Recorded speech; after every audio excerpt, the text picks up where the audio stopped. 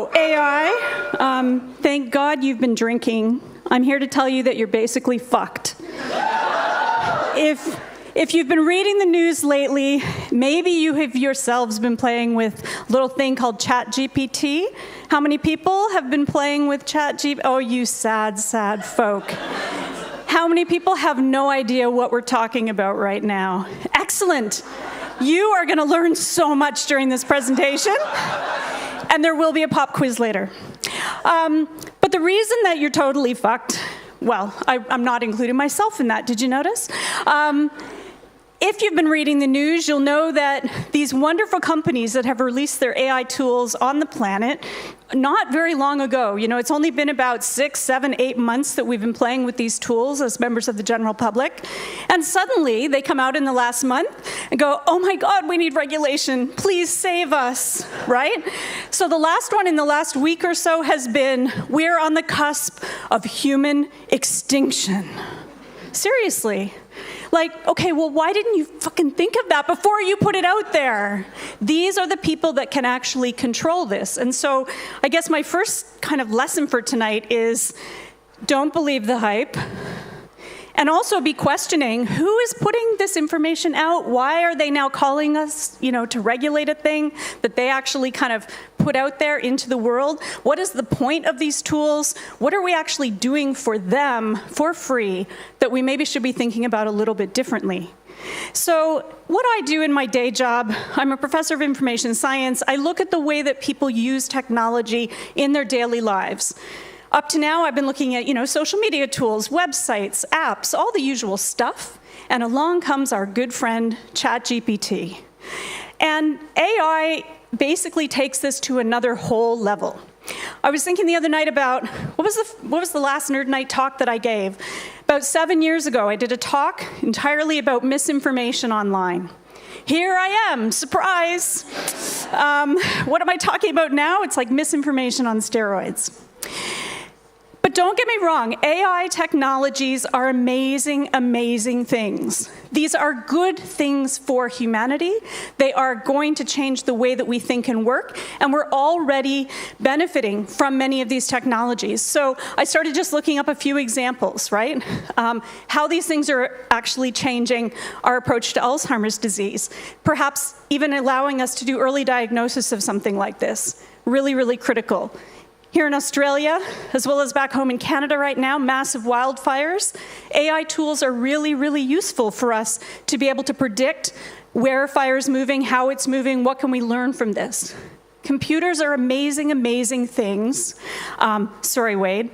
Although he's the only one that's going to actually benefit if we are going extinct, he'll still be able to write a letter saying goodbye. But the rest of us will be banging our heads against our computers going, if only I'd known. These tools are helping us to see what the future can be. They do help us to predict things, and they can look at massive amounts of data way more quickly than your basic computer and certainly manual, checking of things. So these are a really great tool. But what's interesting is that in a very, very short span of time, we have moved from what are probably some of the creepiest photos you've ever seen in your life, right? And I remember when these things were coming out, back in March, February, March, April, people started going, oh my God, it's generating extra hands. Like, what do we do with that? And I loved this meme about, oh yeah, designers going obsolete. Sure. But in only a span of a few months, this stuff has really radically cleaned up. It's now very difficult to tell fact from fiction. Very much like Shane, I was also trolling through, stock photos, looking for things to put on the slides tonight. So there's a little side party game, which is, guess which photo is actually AI generated. Not too hard to tell, but the sad thing is, many of our stock photo systems are not very clear about which ones are fake, which ones are real. So even when you're digging through some of those systems, you have to be really careful of what you're finding. But in the last couple of weeks, we've kind of moved to this state of like, oh my God, what are we doing? We're all going to die. Well, no. Yes. But not because of this. Not today, not tomorrow. Maybe in some mythic future. And as I was starting to look at all of this, back in March, I was kind of going, oh my God, like, I've written a few pieces for The Conversation. It usually happens that I wake up at like 5 in the morning, I pick up my phone, I'm trolling through Twitter, I start to read things, I go, oh my God, what are people doing? Partly because I'm checking on what's happening back in North America. And I started looking and going, oh my God, like, what are people doing with these tools? Like, they don't even understand how these systems work. And I get really, really like worked up, and I literally hop out of bed, and by noon, I've written a conversation piece. Such is my life. But this was such an easy little tweak that has actually gone a long way in terms of opening some doors to conversation. I've been talking to a lot of people in the media. I've done talks for one of our big banks. I've done talks for all sorts of people from different walks of life around what is this going to mean for everyday folks like yourselves playing with these tools, particularly because many of our workplaces want to start integrating these things into how we work and live. The key thing to note, if you come away with nothing else tonight, it's the idea that artificial intelligence is not intelligent. I always refer to these as AI tools. They are the same as Word, the same as Excel. They are a tool. It's not intelligent. It cannot think. It doesn't really work the way that the media might lead you to believe that it does. These systems basically use computer algorithms in order to complete the different tasks that they want to do, but it's based on the prevalence in the data set. So it all depends on what's underlying the system as to what the information is that it's going to spit back out at you. If the data in the system say all apples are green, it's going to believe that apples are green, and it will draw you a picture of a green apple. Okay? That's the simplistic piece of what's happening under the hood. Let's think about Netflix. These systems use what are called recommender agents, recommender algorithms. They're trained on the data that's in the system. They learn about common patterns, they learn what you're kind of watching at home, and then they make decisions, and they spit information back at you based on what they're seeing in the data set. If you watch a lot of cooking shows, it gets to learn, oh, you like cooking shows, and it will spit things back at you. But we all know it's not very good. So it will look at, my viewing habits. I love zombie movies. But what it will sometimes do is go, oh, look, it was this particular actor, like Tom Hanks was in this zombie movie. Here, why don't you watch this other, shit that Tom Hanks made? I don't want to do that. I want more zombie movies. So Netflix, if you thumbs up, thumbs down, tell it what it's needing to know, it will start spitting back at you more of the information that's more relevant.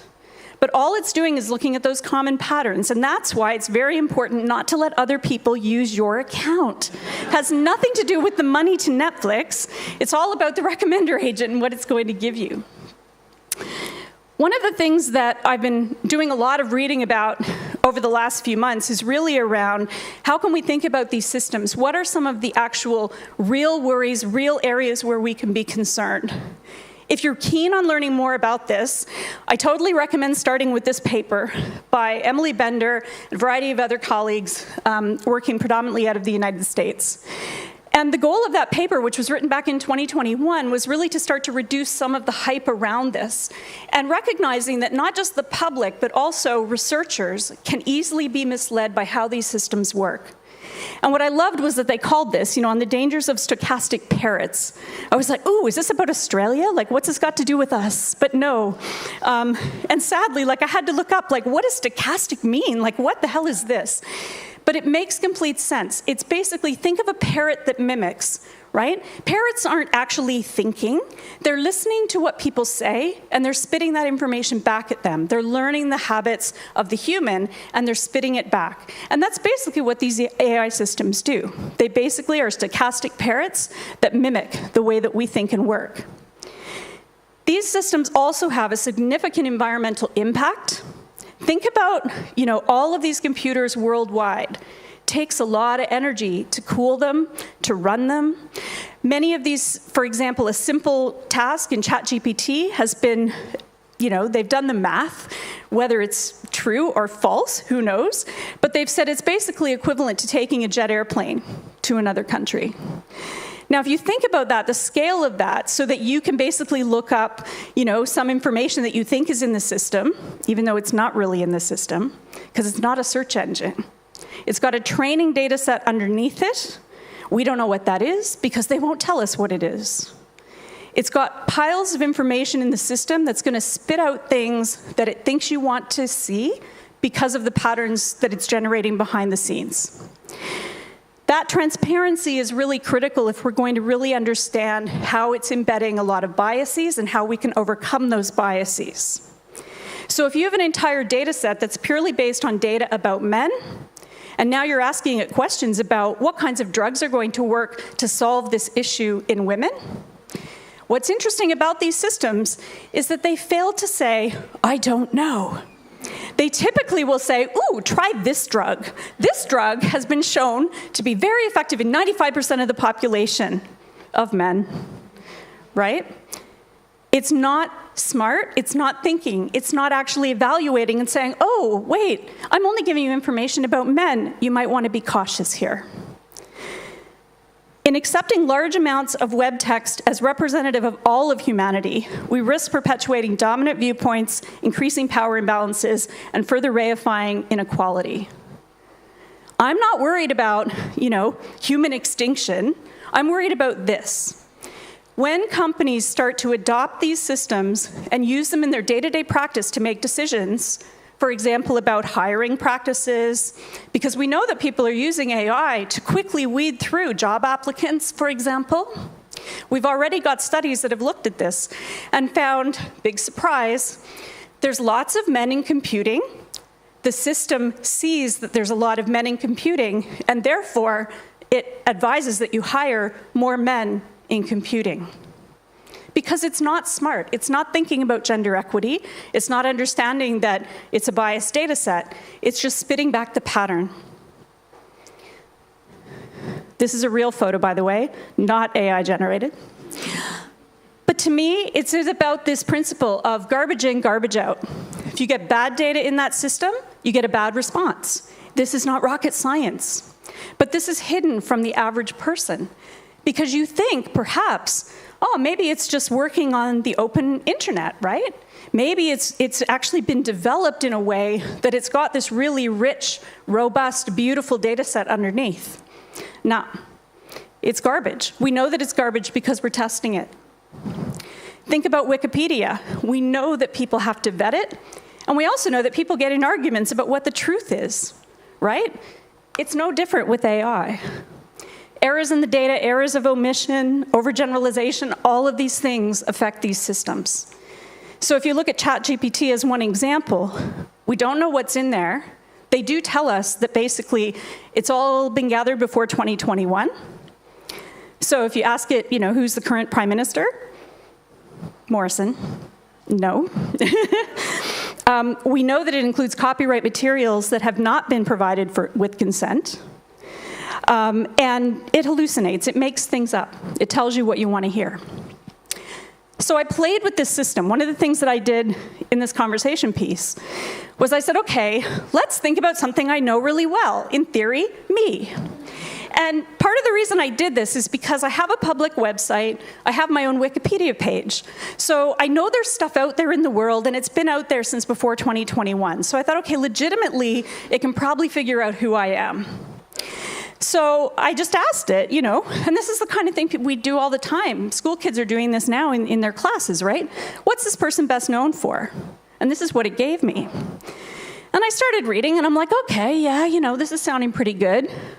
Except I don't work in digital humanities, and I don't do stuff in education, but okay, a little bit of license there. And then I get to the second paragraph, where it basically told me that I wrote all these things that I have not written. Sweet. I'm like, send me the royalty checks, please. What's interesting about these things is that these are real entities. I looked these things up. These are pieces of work written by other people who are here in Australia. I thought, oh God, don't tell them. And I thought, wait, what does ChatGPT think they wrote? But then I was like, that's a rabbit hole I wasn't going to go down.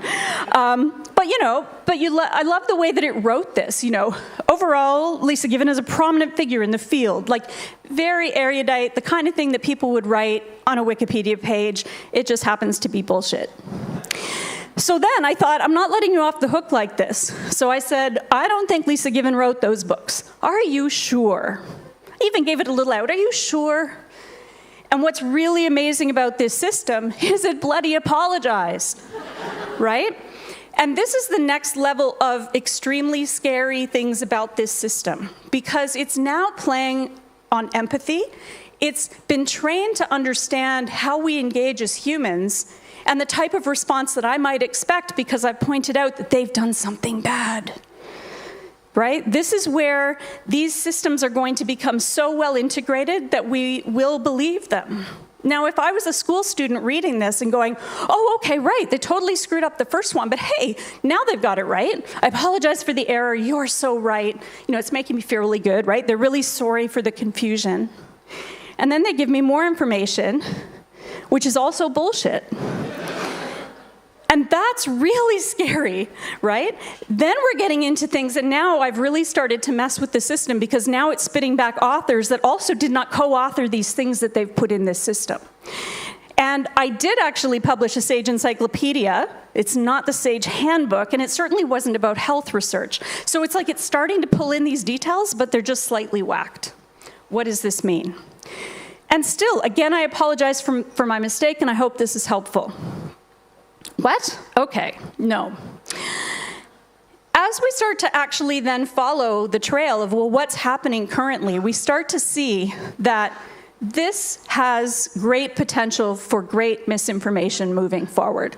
There's this fantastic piece that just came out in Bloomberg a couple of days ago. I encourage you to take a look at this because you can actually see these going in real time. But the short thing to learn from this is that it's making stuff up, and it's making the reality, you know, it's extremely worse than what things are like in reality. So in this one example, right, 34% of US judges are women, but only 3% of the images generated for the keyword judge were perceived to be women. That's a real problem, especially if we're starting to use this in school and in work and thinking that what these systems are giving us is something close to the truth. Any of you see this photo when it came around? Pope in a puffy white coat. A lot of people were really tricked by this. And this is an example of where it starts to get much, much better as the system's going. If you zoom in on the little hand in the coffee cup, it really looks very creepy. It's not like a real-looking hand, and that was kind of a big clue. But a lot of people were tweeting this around, retweeting this, before they really understood that it wasn't real. The key thing about AI is it's misinformation at scale. It's taking it to a whole other level, and people are buying it because we just kind of quickly flick through Twitter. Disinformation, also potential for greater harm. So this came out a couple of weeks ago. This is the Pentagon with a big smokestack that actually didn't exist. This is a photo that was made up by AI. But boy, did the stock market have fun with this one. So stock market tanked. And I didn't even know this had happened. A guy from Money Matters called me and he said, "Are you aware of this happening?" And I'm like, nope. But we had an interesting chat about how quickly the stock market drops, things change financially for people completely based on false information. You may have heard this story about the lawyers who decided to actually ask ChatGPT for for help with a court case, and when they were caught, because of course they put in fake stories that these precedents were not real, then they were complaining that it tricked them. Yeah. AI tools do not think. They cannot trick you. You might be tricked by what comes out of the system, but they are not thinking for you. They don't have agency. They are not human. What they do is they now have empathy. They can be trained to respond the way that other human beings respond to one another, and that's what makes them particularly scary. Because that means that you're probably primed to believe what you're given. It's going to give you what you think you want to hear, like those lawyers, right? They thought they hit gold. Sweet, look at all these things. This is gonna speed up so much of my work. Oh my God, until they got caught. You may have also heard about the replica chatbot. How many of you have heard of this one? a few of you. Replica is a system where people actually, this is kind of your friend online. You can chat with this system, and the bottom line is it gets to know who you are. It knows, you start talking about your family members, it'll remember those names, it'll spit information back out at you. And then it started getting a little handsy, little creepy, and they actually had to turn it off. They basically took part of it out so that it would stop sexually harassing the users. Kind of important. But what was fascinating about this change was that many people were so devastated because this was like losing a friend. Suddenly, these systems, these people, were not responding in the friendly way that they were used to. They couldn't remember the facts that they'd been told the week before. And so they've responded, the humans have responded as though they've lost one of their best friends. So it's not a small thing to think about that empathetic response and what it can lead to. The other key piece that I want to leave you thinking about today is about scammers. Because you like this kind of a chat that we've all gotten these little things on WhatsApp or our text, right? Like from the title of my talk, hey, Billy, hey, it's Billy, can you send me some cash? Like, hey, Mom. And I love this one, right? Who are you? Like, I have no children, what are you doing?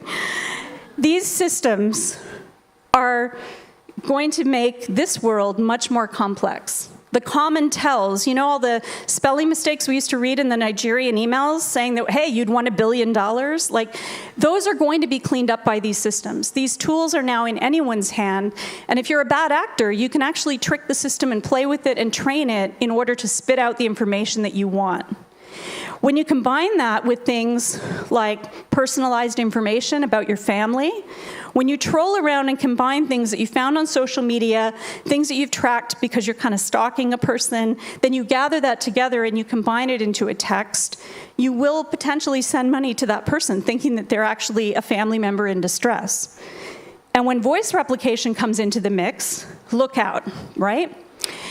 You may have read in the news today that the Beatles are releasing a new album. Did you read about this? Paul McCartney now pulling information, right? Pulling John's voice out of old tapes and putting together new songs. Fascinating. And yet, I don't think John can consent to that, but never mind, from the grave. So what can you do? Certainly you can take a lot of steps in terms of verifying content, connecting with family, making sure that you're not actually making some of these missteps. We've all got to kind of train ourselves to look for the reality amidst all of this hyper misinformation, hyper disinformation that could be lurking out there. Or you can just kind of sit back and go, hey, it's a really good source of dad jokes.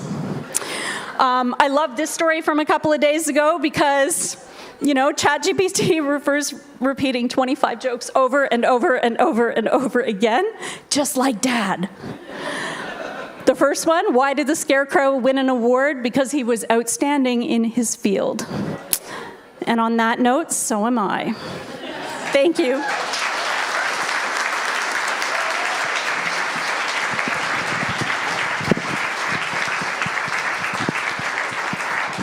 Wow, what a fantastic, if not a bit scary, talk. I'll take any questions. Just up the back. Have you heard about the TaskRabbit incident? TaskRabbit incident. No? Tell me this one.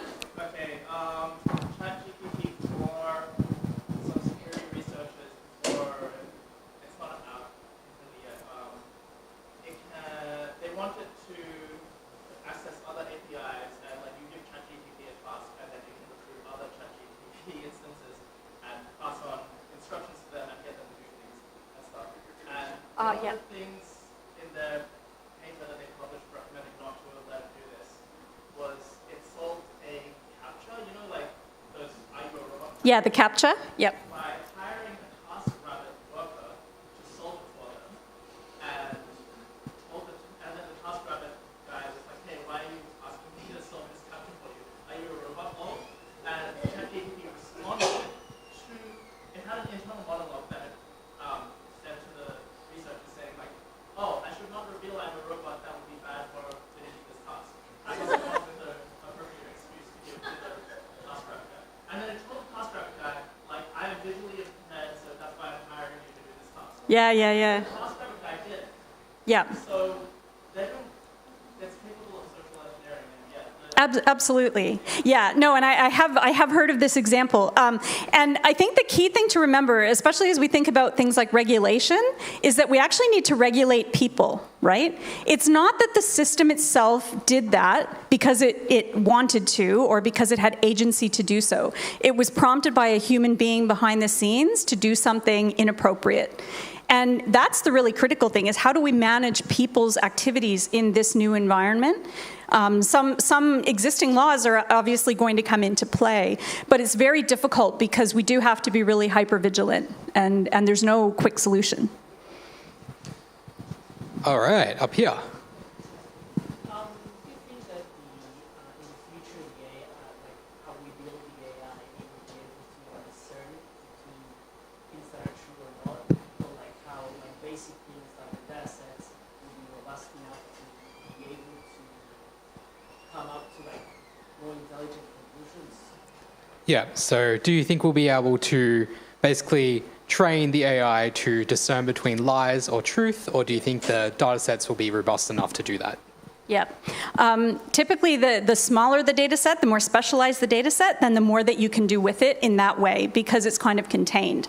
The minute that you've got more of an open data set, so if you're feeding it off of, say, the live web, which is constantly in evolution, right, then you're opening it to more risk because of that pattern matching that we're talking about. So when I talk to my colleagues that work in the hardcore machine learning, they're basically telling me, look, the sweet spot for a system like this is on a closed data set where you can actually use the system to summarize key information within that data set. So if you've got a data set and you're working as a business and you want to be able to pop information in there to mine the data, then you're not really going to have any trouble.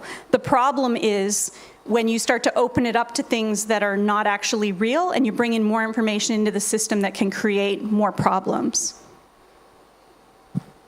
All right, another one up here. How do you teach media literacy to kids in an age where the easy thing to do, fallback, is potentially the most pernicious thing they could possibly do? Yeah, it's a great question, and we've been asking this question, for decades, right? Media literacy. The question was around, how do we? I'm going to try to summarize it. You can help me. How do we teach kids in this environment? How do we deal with critical thinking, especially when there's so much that's quite pernicious in the world? And how do we kind of grapple with this? The key thing for me is really about, we have to acknowledge that kids are going to be using this. We know that they're going to be using it. And working through some of these tasks, I think the critical thing for parents, for community, is to learn about this stuff. Play with it, understand it. So just as I did with my own biography, you can very quickly come up with tasks and use those as learning tools for kids. A lot of instructors and universities are grappling with this right now because students are putting papers in, and often they will say the same thing like the TaskRabbit, the opposite, oh no, they'll have little things in there saying, no, I'm just an AI system, I can't answer that question right in the middle of the paper. So sometimes it's very easy to tell who's cheating, but many instructors are starting to build it into their curricula. Yep, we'll take maybe one more just up here. Oh, Oh, sorry, I can't see the back. Up there, I think. Yes. So obviously the Writers Guild in America is having a really big conversation around the use of artificial intelligence in writing. There are clear implications for if it needs to be factual, that the artistic side, both visual arts and written art, are really having this question around how do we regulate art in the use of AI. I'd love to just hear your thoughts on what you think the union should do. do you want to summarize that one? I will try to summarize that one. How do we regulate what art does with AI? Yeah, something like that. So the Writers Guild in the U.S., there's all these issues going on right now because people are out on strike, and there's certainly, screenwriters, for example, where, hey, ChatGPT could just write a screenplay. With artists, same, and we're already seeing that, obviously. Like if you look at, even the the Pope in the puffy jacket, the images that inform the design of that picture have come from somewhere, and where did they come from? So I think we're going to see two things. One is we're seeing a lot of call for people to basically have the right to remove their data from the system. So in Europe, for example, the European Union has had this rule even around internet access of like the right to be forgotten, the right to pull my information out of the internet. And so they've looked at OpenAI system and they've said, well, you should be able to pull that out as well. OpenAI came back and basically said, well, if we can't tell you what the system has in it, we probably just can't offer our service, love that they use that word, in Europe. So they're kind of trying to fight back. But I think we're going to see greater regulation around the need for consent, the right to remove things that have not been given approval. But there are also many artists who are actually using these tools themselves as an art, So it's also, for me, about we don't shut the systems down. We regulate things that need to be regulated. And then if artists actually want to use this in order to play with this as an art form, the key thing is transparency and openness about what was the data in the back end and the fact that this is a fake photo, not something that's been made by human hands. All right. I think that's about all we have time for, but Lisa will be around, I promise. But we are running over, so All good. let's go. Will you join me in thanking Lisa for an amazing talk? Thank you.